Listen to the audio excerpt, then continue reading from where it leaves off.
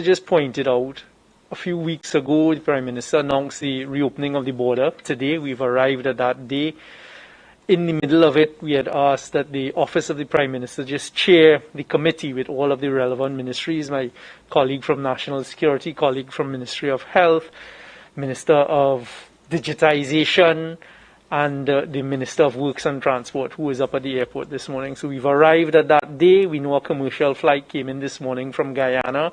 We got the system up and running. This is the TT Travel Pass system, platform system for persons who are coming to Trinidad and Tobago. You have to apply, get a certification before entering Trinidad and Tobago. That was launched on Wednesday, as you are aware. It went live on Wednesday afternoon. Whilst we were in that launch, you had people trying to test the system. So far, the system has shown that it's a very robust system. We have had hundreds of people applying. One of the most important things to understand about the system and the certification is you can only get that certification 72 hours before entering Trinidad and Tobago. So you have to upload whether you're vaccinated or you're unvaccinated.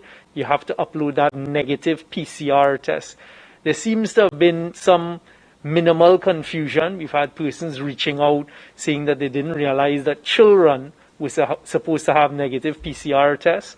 That has always been, since we introduced the requirement of a negative PCR test 72 hours before entering Trinidad, it has always been in place. Prime Minister, I'm happy to report that the system is working. We've been tweaking as we go along. For example, there were certain things that right now Caribbean Airlines is the only commercial airline flying into Trinidad and Tobago. As soon as the others are ready, they haven't put up their scheduled flights, they will be worked into the system.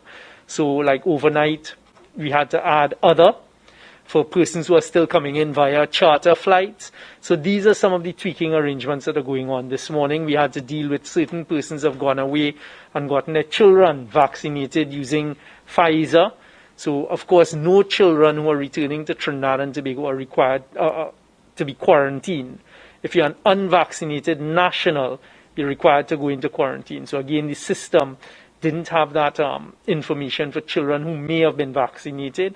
So it's being tweaked as we go along. We haven't had any major problems. I keep getting the reports from Minister Bacchus and his team that it is working well, and everything went smoothly this morning. We have a flight coming in tonight, Prime Minister, a CAL flight from Dominica, and then tomorrow is really a big one coming in from Miami, and that continues to go well. And so far, and we will tweak the system. For example, one of the things that came up is we have to add the legal seaports of entry.